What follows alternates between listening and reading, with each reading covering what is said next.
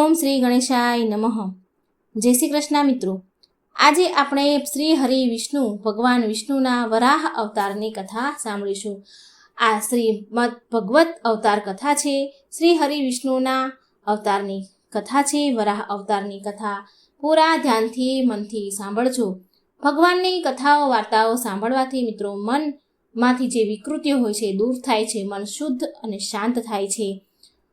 ભગવાન આપણની બધી જ મનોકામના પૂરી કરે છે અને ભગવાનની કથાઓ મિત્રો ક્યારેય અધૂરી ન છોડવી જોઈએ। ભલે તમે ગમે તે ભગવાનની કથાઓ સાંભળતા હોય, જે પણ શ્રદ્ધા હોય એ ભગવાનની કથા સાંભળતા હોય, પણ ક્યારેય એ કથાઓ અધૂરી મૂકવી ન જોઈએ। આનાથી ભગવાનનું અપમાન ગણાય છે અને પાપ લાગે છે। માટે મિત્રો ભગવાનની કથા પૂરા ધ્યાનથી સાંભળજો અને બીજાને સંભળાવજો, શેર કરજો। ભાગવત પુરાણ અનુસાર જે મનુષ્ય ભગવાન વિષ્ણુના 24 અવતારની કથા સાંભળે છે, પ્રસન્ન મનથી સાંભળે છે, તેને વૈકુંઠની પ્રાપ્તિ થાય છે। તેના બધા જ પાપ કર્મ નષ્ટ પામે છે, વ્યક્તિ સદગતિને પ્રાપ્ત થાય છે। માતા લક્ષ્મીની કૃપા સદાય એમના પર બની રહે છે, ભાગ્યના દરવાજા ખુલે છે, ઘરમાં સુખ શાંતિ સદાય બની રહે છે। પ્રિય મિત્રો, હું આશા રાખું છું કે તમે આ ભગવાન વિષ્ણુના વરાહ અવતારની કથા ધ્યાનથી સાંભળજો, હૃદયથી સાંભળશો અને બીજાને પણ સંભળાવીને પુણ્ય કમાશો। તો ચાલો શરૂ કરીએ કથા। મિત્રો, કથા સાંભળતા પહેલાં જો તમે મારી ચેનલમાં નવા દર્શક મિત્રો છો, મહેમાન છો, તો આ ચેનલને સબસ્ક્રાઈબ પણ જરૂર કરી દેજો, વિડીયો લાઇક ને શેર પણ જરૂર કરજો। ઓમ ગંગ ગંગ ગણપતે નમઃ। ઓમ નમો ભગવતે વાસુદેવાય। પ્રિય ભક્તગણો, જય અને વિજય ભગવાન વિષ્ણુના 7મા દરવાજાના દ્વારપાળ હતા। એક દિવસ જ્યારે ભગવાન બ્રહ્માજીના માનસ પુત્ર સનગાતિક મુનિ ભગવાનને મળવા માટે વૈકુંઠ આવ્યા। એમની ઉંમર બાળક જેટલી ક્યારેય વધતી જ નથી, એ માત્ર બાળ સ્વરૂપમાં જ રહે છે। જ્યારે સનકાદિક મુનિ ભગવાન વિષ્ણુના વૈકુંઠ લોક ગયા તો ત્યાં જય અને વિજય નામના આ બંને દ્વારપાળે એમને રોકી દીધા।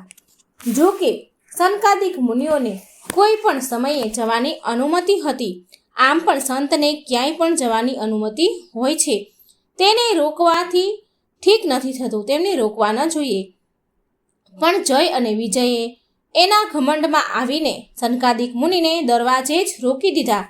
એમને રોકવા એક બહુ ખોટું હતું, પણ જય અને વિજયને આ વાતનું ભાન ન રહ્યું અને સનકાદિક મુનિને સમજાવ્યા છતાં ભગવાને સનકાદિક મુનિએ સમજાવ્યા જય વિજયને, છતાં પણ એ બંને માન્યા નહીં અને તેમણે એ મુનિઓને પ્રવેશ કરવા દીધો નહીં, મુનિઓને પ્રવેશથી વર્જિત કરી દીધા।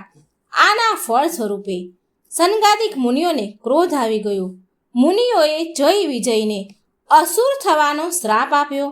આમ તો સંત ઋષિ મહાત્માઓ જલ્દીથી ક્રોધ નથી કરતા, પણ જ્યારે પણ ક્રોધ આવી જાય છે ઋષિ મુનિઓને, તો એમાં પણ ભગવાનની કોઈને કોઈ લીલા જરૂર સંતાયેલી હોય છે। ભગવાનની લીલા જ હોય છે અને એ લીલા આપણે આ કથામાં સાંભળીશું। પ્રિય ભક્તો, સનકાદિક મુનિઓએ કહ્યું કે હે જય વિજય, તમે ધરતી પર જઈને અસુરના રૂપમાં જન્મ લેશો અને આ જન્મ તમે 3 વાર લેશો। 3 વાર તમે અસુર રૂપમાં જન્મ લેશો, ત્યારે જ તમારો ઉદ્ધાર થશે। જ્યારે તેમને શ્રાપ મળ્યો, જય વિજયને શ્રાપ મળ્યો, તો તેમને તેની ભૂલનો અહેસાસ થયો, એમને આભાસ થયો અને તેમણે ક્ષમા માંગી અને ભગવાન પાસે વિષ્ણુ પાસેથી વરદાન માંગ્યું કે અમારો ઉદ્ધાર, અમારો મોક્ષ તમારા હાથે જ થાય અને ભગવાને એ સ્વીકાર કર્યું, વરદાન આપ્યું।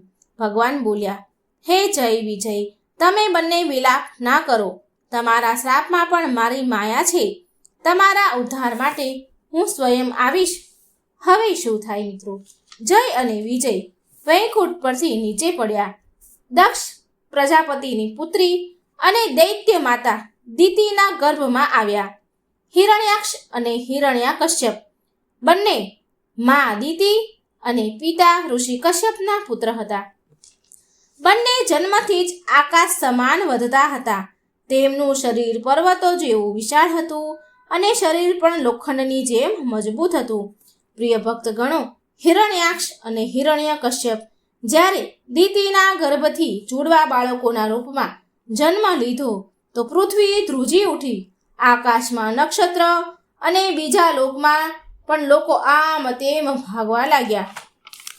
ત્રાહિમામ થવા લાગ્યું. બધા દોડવા લાગ્યા. સમુદ્રમાં મોટી મોટી લહેરો ઉઠવા લાગી અને પ્રલયકારી હવા વાવા લાગી. હવા ચાલી અને એવું લાગતું હતું કે જાણે પ્રલય આવ્યો. હિરણ્યાક્ષ અને હિરણ્યકશ્યપ બંને જન્મ લેતાની સાથે જ મોટા થઈ ગયા. આમ તો કહેવાય છે કે દૈત્યોના બાળકો જન્મ લેતાની સાથે જ મોટા થઈ જાય છે અને તેમના અત્યાચારોથી ધરતીને પણ કંપાવા લાગે છે.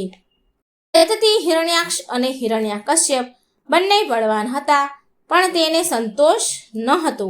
એ સંસારમાં અજયતા અને અમરતા પ્રાપ્ત કરવા માંગતા હતા. માટે તેમણે તેના ઉદ્દેશની પૂર્તિ માટે હિરણ્યાક્ષ અને હિરણ્યકશ્યપને તેમણે બ્રહ્માજીને પ્રસન્ન કરવા માટે બહુ મોટું તપ કર્યું. તેમના તપથી બ્રહ્માજી પ્રસન્ન થયા.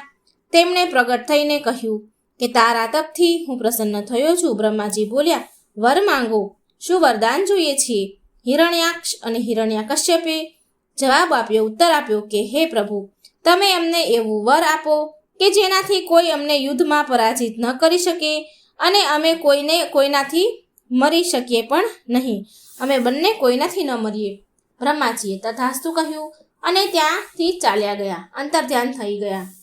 પ્રિય ભક્તો, બ્રહ્માજી પાસેથી અજયતા અને અમરતાનું વરદાન મેળવીને હિરણ્યાક્ષ ઉત્તરદંડતા અને સ્વેચ્છાધારી બની ગયો અને એ અસુરો ત્રણેય લોકમાં પોતાને સર્વશ્રેષ્ઠ માનવા લાગ્યા. બીજાની તો વાત જ શું કરવી, વિષ્ણુ ભગવાનને પણ તેની સમક્ષ તુચ્છ માનવા લાગ્યા. હિરણ્યાક્ષે ગર્વના ઘમંડમાં ત્રણેય લોકને જીતવાનું મન બનાવી લીધું. એ હાથમાં ગદા લઈને ત્રણેય લોકમાં જઈ પહોંચ્યા. દેવતાઓને જ્યારે તેની પાસે આવી રહ્યા છે, અસુરો દેવતા પાસે આવી રહ્યા છે, તો અસુરોને આવી ખબર પડી તો એ ભયભીત થયા અને ઇન્દ્રલોક છોડીને બધા દેવતાઓ ભાગી ગયા.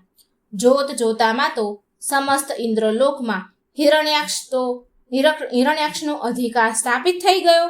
ત્યારે ઇન્દ્ર લોકમાં યુદ્ધ કરવા માટે કોઈ ના મળ્યું તો હિરણ્યાક્ષ વરુણની રાજધાની વિભાનગરીમાં જઈ પહોંચ્યા. તેણે વરુણ સમક્ષ ઉપસ્થિત થઈને કહ્યું કે હે વરુણદેવ, તમે બધા જ દેવતાઓને સંરક્ષણ કર્યું છે. બધા જ દેવતાઓને તમારી પાસે છુપાવ્યા છે. બધા જ દેવતા તમારી ત્યાં છે અને એના માટે મને તમારા પર બહુ ક્રોધ આવી રહ્યો છે. હવે હું તમારી સાથે યુદ્ધ કરવા માંગુ છું. આગળ હિરણ્યાક્ષે કહ્યું કે તમે દૈત્યોને પરાજિત કરીને રાજસુ યજ્ઞ કર્યા હતા. આજે તમારે મને પરાજિત કરવો પડશે. કમર કસીને તૈયાર થઈ જાઓ. મારી સાથે યુદ્ધ કરવા માટે મારી યુદ્ધની જિજ્ઞાસાને શાંત કરો. હિરણ્યાક્ષનું કથન સાંભળીને, એના વચનો સાંભળીને વરુણદેવના મનમાં તો ઘણો રોષ, ઘણો ક્રોધ ઉત્પન્ન થયો. પરંતુ એમણે અંદરને અંદર જ તેનો રોષ, એનો ક્રોધ સમાવી લીધો અને બહુ શાંતિથી સ્વરમાં બોલ્યા કે તું તો મહાયોદ્ધા અને શૂરવીર છે. તમારી બંને સાથે યુદ્ધ કરવાની મારી પાસે એટલી બધી ધીરજતા નથી, ક્ષમતા નથી. ત્રણેય લોકમાં ભગવાન વિષ્ણુને છોડીને કોઈ પણ એવું નથી કે જે તમારી સાથે યુદ્ધ કરી શકે. માટે તેની પાસે જાઓ, એ જ તમારી યુદ્ધની જિજ્ઞાસાને શાંત કરશે. તમે બંને એની સાથે જ યુદ્ધ કરવા યોગ્ય છો. હે દુષ્ટ રાક્ષસ, તમે ધરતી માતાને બહુ પ્રતાડિત કર્યા છે, બહુ તડપાવ્યા છે, તેમને બહુ દુઃખ આપ્યું છે. માટે ભગવાન વિષ્ણુ એક દિવસ તમને બંનેને દંડ જરૂર આપશે. વરુણદેવનું આવું કથન સાંભળીને હિરણ્યાક્ષ ભગવાન વિષ્ણુની શોધમાં સમુદ્ર નીચે રસાતાળમાં પાતાળમાં જઈ પહોંચ્યો. પણ ભગવાન વિષ્ણુ તેને મળ્યા નહીં. ત્યાંથી તે પૃથ્વી લોક પર આવ્યો. તેણે પૃથ્વીના બધા જ લોકોને હેરાન કરવાનું, તડપાવાનું, બધાને દુઃખી કરવાનું શરૂ કર્યું. જ્યાં પણ પૂજા પાઠ હવન થાય ત્યાં જઈને તે વિધ્વંસ કરતો, બધી જ જગ્યાએ રૂકાવટ નાખતો, બધા જ લોકોને મારતો, કાપી નાખતો અને બધાના યજ્ઞ ભંગ કરતો. આવી રીતે બધા જ ઋષિ મુનિઓ દુઃખી થયા, તડપવા લાગ્યા. ધરતી માતાની તો આંખમાંથી આંસુ નીકળવા લાગ્યા. ધરતી માતા રડવા લાગ્યા. ધરતી માતા રુદન કરવા લાગ્યા. ધરતી માતાને રડતા જોઈને હિરણ્યાક્ષ સમજી ગયો કે ભગવાન વિષ્ણુની કમજોરી ધરતી જ છે. માટે તેણે ધરતી માતાને ચોરી કરવાનો નિર્ણય કર્યો કે ધરતી માતાને ચોરી કરી લઉં. તેણે ધરતી માતાનું હરણ કર્યું અને તેને ચોરી લીધા અને સમુદ્રમાં, પાતાળમાં, અંતરિક્ષની અંદર જઈ અનંત ઊંડાણમાં ખૂબ ઊંડે સંતાડી દીધા માતા ધરતીને. તેને એવું વિચાર્યું, હિરણ્યાક્ષે એવું વિચાર્યું કે હું ધરતીને કષ્ટ, પીડા, દુઃખ આપીશ તો વિષ્ણુ મારી સાથે યુદ્ધ કરવા જરૂર આવશે અને મારી યુદ્ધની ઈચ્છા પૂરી થશે. જ્યારે હું ધરતીને દુઃખી કરીશ, રડાવીશ, તેને ઘોર પીડા આપીશ, ત્યારે જ વિષ્ણુ મારી સામે આવશે. આમ વિચારીને હિરણ્યાક્ષે પૃથ્વીને અંતરિક્ષમાં અનંત ઊંડાણમાં, અનંત ઊંડી જગ્યાએ સંતાડી દીધા, ઘોર અંધકારમાં સંતાડી દીધા. અને એ પૃથ્વી આ પ્રકારે અનંત અંધકારની ગહેરાઈમાં ડૂબી ગઈ. પૃથ્વી માતા ભગવાન વિષ્ણુને પ્રાર્થના, યાચના કરવા લાગ્યા, કરગરવા લાગ્યા, તેમને પોકારવા લાગ્યા કે હે નારાયણ, હે નારાયણ, હે વાસુદેવ, તમે મારી રક્ષા કરો. હે પ્રભુ, તમે મને આ અનંત ઊંડાણમાંથી બહાર નીકાળો, આ અંધકારમાંથી બહાર નીકાળો. મારી અંદર જે જીવ સમાયેલા છે તેને હું ભરણ પોષણ કેવી રીતે કરીશ? એ જીવોની રક્ષા હું કેવી રીતે કરીશ? એ જીવોને હું જીવતા કેવી રીતે રાખીશ? હે પ્રભુ, જો તમે મારી સહાયતા ન કરી તો હું આ જીવોની રક્ષા કરવામાં અસમર્થ થઈ જઈશ. હે પ્રભુ, હે હરિ વિષ્ણુ, હે વાસુદેવ, હે પ્રભુ, આજે મારી ઉપર બહુ મોટું સંકટ આવ્યું છે. મને તમારી અત્યંત જરૂરત છે. હે પ્રભુ, મારું કલ્યાણ કરો. પ્રિય ભક્તગણો, પૂરું બ્રહ્માંડ રુદન કરવા લાગ્યું. પૃથ્વી માતાની કરુણ પોકાર સાંભળીને ભગવાન વિષ્ણુએ વરાહ અવતાર લીધો.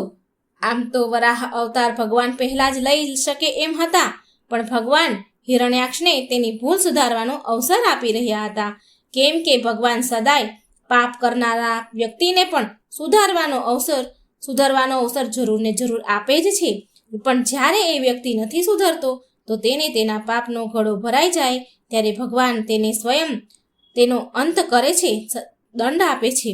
બસ આવું જ થયું હતું હિરણ્યાક્ષની સાથે. હવે તો ભગવાન વિષ્ણુનું ધીરજનું બાણ તૂટ્યું. તેમણે ધરતી માતાના પોકારવાથી વરાહ અવતાર લીધો અને તરત જ પૃથ્વીને અંતરિક્ષમાં, સમુદ્રની અનંત ઊંડાણમાંથી પૃથ્વીને નીકાળવા માટે ચાલી નીકળ્યા. હવે આપણે એમ વિચારીએ કે ભગવાને વરાહ અવતાર જ કેમ લીધો? એટલે કે સુવર જેવા પશુ દેખાય એવો જ ભગવાને અવતાર કેમ લીધો? તો આનું એક કારણ છે કે જે સુવર હોય છે, વરાહ, તેના સૂંઘવાની ક્ષમતા અનંત હોય છે. તે નીચેથી પણ નીચે સુધી પહોંચી શકે છે, એમાં એ સમર્થ હોય છે. તો આ વાતને ધ્યાનમાં રાખીને ભગવાન વિષ્ણુએ વરાહનું રૂપ લીધું, વરાહ અવતાર લીધો. વરાહમાં ભગવાન અંતરિક્ષની અનંત ગહેરાઈમાં, જ્યાં માત્ર ને માત્ર અંધકાર હતો, ત્યાં પહોંચે છે અને પૃથ્વીને આમ તેમ શોધવા લાગ્યા. ભગવાન વિષ્ણુ પૃથ્વીને શોધે છે, પણ પૃથ્વી તો દેખાય નહીં, અંધકાર હતો.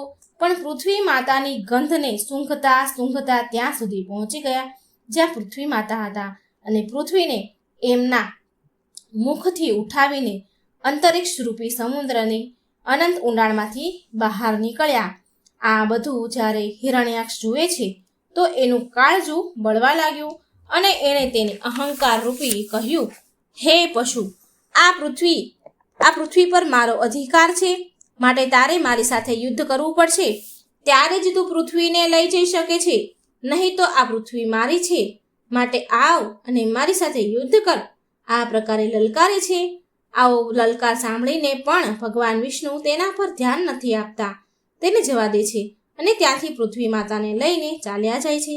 ભગવાન વિષ્ણુ વરાહે તેમના દાંતો ઉપર ધરતીને ઉઠાવી હતી અને ચાલતા જતા હતા. અને આ બાજુ આ દુષ્ટ રાક્ષસ હિરણ્યાક્ષ મનમાં વિચારવા લાગ્યો કે આ વરાહ કોણ છે? ધરતીને તેના દાંતો ઉપર કોઈ ન ઉઠાવી શકે. આ અવશ્ય વરાહના રૂપમાં ભગવાન વિષ્ણુ જ છે, કેમ કે એ જ દેવતાના કલ્યાણ માટે માયાનું નાટક કરે છે. અને હિરણ્યાક્ષ વરાહને લક્ષ્ય કરતા કહે છે, ઊભા રહો, તમે જરૂર ભગવાન વિષ્ણુ છો અને ધરતીને રસાતાળમાંથી ક્યાં લઈ જાઓ છો? આ ધરતી તો દૈત્યોના ઉપયોગની વસ્તુ છે, માટે આને મૂકી દો. તમે અનેક વાર દેવતાના કલ્યાણ માટે દૈત્યોને છેતરી લીધા છે. આજે મને છેતરીને નહીં જઈ શકો તમે. આજે હું જૂના વેરનો બદલો ચૂકવીને જ રહીશ. આવી રીતે હિરણ્યાક્ષે તેના કટુ વાણી ભગવાનને કહે છે, પણ છતાંય ભગવાન વિષ્ણુ શાંત જ રહે છે. તેની અંદર એક રજ માત્ર પણ ક્રોધ ઉત્પન્ન નથી થતો. હિરણ્યાક્ષ આટલા કટુ વચન બોલવા છતાં પણ ભગવાન ક્રોધે ન આવ્યા. પ્રભુ તો તેના દાંતો ઉપર પૃથ્વીને મૂકીને આગળ જ વધતા રહ્યા. હિરણ્યાક્ષ ભગવાન વરાહરૂપી વિષ્ણુની પાછળ પાછળ જાય છે અને ભગવાનને ક્યારેક નિર્લજ્જ કહે છે, તો ક્યારેક કાયર કહે છે, તો ક્યારેક માયાવી કહે છે. પણ ભગવાન વિષ્ણુ તો માત્ર તેના આવા કટુ વેણથી હસતા જ રહ્યા. ભગવાન રસાતાળથી બહાર નીકળીને ધરતીને, પૃથ્વીને સમુદ્ર પર સ્થાપિત કરી. હિરણ્યાક્ષ તેની પાછળ પાછળ આવી રહ્યો હતો. તેના વચનરૂપી બાણોથી ભગવાનના હૃદયને વિંધી રહ્યો હતો. ભગવાન વિષ્ણુએ ધરતીને સ્થાપિત કરી સમુદ્ર પર. પછી ભગવાને હિરણ્યાક્ષ પર ધ્યાન ધર્યું અને બોલ્યા કે તું તો બહુ બળવાન છો ને હિરણ્યાક્ષ. બળવાન લોકો બોલતા નથી, કરીને બતાવે છે. તું તો માત્ર ક્યારનો વચનો ને વેણો જ કહેતો રહ્યો છે. હું તો તારી સામે ઊભો છું, તો મારી ઉપર આક્રમણ કેમ નથી કરતો? આવ, આગળ વધ અને મારી ઉપર આક્રમણ કર. ભગવાનના આવા વચન સાંભળીને હિરણ્યાક્ષના હૃદયમાં તો વીજળી દોડવા લાગી અને દોડીને ગદા લઈને ભગવાન વિષ્ણુ ઉપર તૂટી પડ્યો. ભગવાનના હાથમાં તો કોઈ અસ્ત્ર હતું નહીં. ભગવાને એ જ પડે એની ગદા હિરણ્યાક્ષના હાથમાંથી ઝૂંટવી લીધી અને ફેંકી દીધી. હિરણ્યાક્ષ ક્રોધથી લાલ પીળો થયો. તે હાથમાં ત્રિશૂળ લઈને ભગવાન તરફ દોડ્યો, ફેંક્યું અને વિષ્ણુ ભગવાને તરત જ સુદર્શન ચક્રનું આહ્વાન કર્યું. ચક્ર તેમના હાથમાં આવી ગયું અને તેમણે તેના ચક્રથી હિરણ્યાક્ષને ત્રિશૂળના ટુકડા કરી નાખ્યા. હિરણ્યાક્ષ તેની માયાનો પ્રયોગ કરવા લાગ્યો. તે ક્યારેક પ્રગટ થાય, તો ક્યારેક સંતાઈ જાય, ક્યારેક જોરમાં હસે, તો ક્યારેક કરુણ અવાજમાં જોરથી રડે, ક્યારેક લોહીનો વરસાદ કરતો, ક્યારેક હાડકાનો વરસાદ વરસાવતો. ભગવાન સામે માયા કરતો. ભગવાન વિષ્ણુ તેની માયાને નષ્ટ કરતા જતા હતા.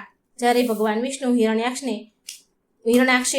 બહુ નચાવી ચૂક્યો હતો, ત્યારે એમણે તેની હિરણ્યાક્ષની કાનપટ્ટી પર એક જોરદાર ઝાપટ મારી, એક જોરથી થપ્પડ મારી અને એ થપ્પડની સાથે જ હિરણ્યાક્ષની આંખો બહાર નીકળી ગઈ અને ધરતી પર પડી ગયો, તડફડવા લાગ્યો અને મરણ પામ્યો. ભગવાન વિષ્ણુના હાથે મરવાના કારણે હિરણ્યાક્ષ વૈકુંઠમાં ચાલ્યો ગયો અને તે ફરી ભગવાનના દ્વારપાળ બનીને આનંદથી જીવન જીવવા લાગ્યો. પ્રિય ભક્તગણો, ભગવાન વિષ્ણુ સાથે પ્રેમ જ સારો છે અને વેર પણ સારું છે. જે પ્રેમ કરે છે તે ભગવાન તે વિષ્ણુ લોકમાં જાય છે અને જો વેર કરે છે તે ભગવાન પાસેથી દંડ મેળવીને વિષ્ણુ લોકમાં જાય છે. પ્રેમ અને વેર ભગવાનની દ્રષ્ટિમાં બંને બરાબર છે. માટે જ કહેવાય છે કે ભગવાન બધા જ પ્રકારના ભેદથી ઉપર છે. તેમના મનમાં કોઈ પણ ભેદભાવ નથી હોતો. પ્રિય ભક્તો, તમને ભગવાન વિષ્ણુના વરાહ અવતાર વિશે તો સાંભળ્યું હશે, પણ શું તમને ખબર છે કે ભગવાને 3 વાર વરાહ અવતાર લીધો હતો? તે દર્શન આદિ વરાહ હતો. હમણાં જે આપણે કથા સાંભળી તે આદિ વરાહ અવતાર હતો. પહેલો અવતાર નીલ વરાહ અને પછી શ્વેત વરાહ. પહેલો આદિ વરાહ, બીજો નીલ વરાહ અને ત્રીજો શ્વેત વરાહ. આમ 3 અવતાર ભગવાને વરાહ અવતાર લીધા હતા. આ અવતાર વિશે બહુ ઓછા લોકો જાણે છે. ત્રણેય કાળને જ્યારે મેળવીએ છીએ ત્યારે વરાહ કાળ કહેવાય છે, જે વર્તમાનમાં પણ ચાલુ છે. નીલ વરાહનો અવતાર હિમયુગના છેલ્લા ચરણમાં થયો હતો, જ્યારે ધરતી પર માત્ર ને માત્ર પાણી જ હતું. ચારેય બાજુ જળબંબાકાર જ હતું અને રહેવા માટે કોઈ જગ્યા બચી ન હતી. પદમકલ્પના અંત પછી મહાપ્રલય થયો. સૂર્યની ભીષણ તેજના કારણે ધરતીના બધા જ વન બળીને સુકાઈ ગયા. સમુદ્રનું જળ પણ બળી ગયું. જ્વાળામુખી ફૂટવા લાગી. સખત તાપના કારણે સુકાયેલું જળ બાષ્પ થઈ એટલે કે વરાળ બનીને આકાશમાં વાદળો રૂપે સ્થિર થયું. અંતમાં ન રોકાવા વાળું જળ પ્રલય વરસાદ શરૂ થયો. ચક્રવાહ આવ્યું અને જોત જોતામાં સમસ્ત ધરતી જળબંબાકાર થઈને ડૂબી ગઈ. આ બધું જોઈને બ્રહ્માજીને ચિંતા થવા લાગી. ત્યારે તેમણે જળમાં નિવાસ કરનારા શ્રી હરિ વિષ્ણુનું સ્મરણ કર્યું અને પછી શ્રી હરિ વિષ્ણુ ભગવાન નીલ વરાહ રૂપમાં પ્રગટ થઈને ધરતીના અમુક ભાગોને જળથી મુક્ત કર્યું. પુરાણ કાળ કહે છે કે આ જળમાં મહામાનવ નીલ વરાહ દેવ તેમની પત્ની નૈના દેવી સાથે સંપૂર્ણ વરાહી સેનાને પ્રગટ કરી અને ધરતીને જળથી બચાવવા માટે ધારદાર તીક્ષ્ણ પ્રહરો, તિરાડો અન્ય પ્રકારેથી ધરતીને સમતલ લાયક બનાવી. તેના માટે તેમણે પર્વતોના છેદન અને ખાડાઓ, તિરાડો પુરાણ કર્યા અને તે હેતુથી મૃત્તિકાના તલને જળમાં નાખીને બહુ મોટી મહેનત શ્રમ કરીને ભૂમિને સમતળ કરવાનો પ્રયાસ કર્યો.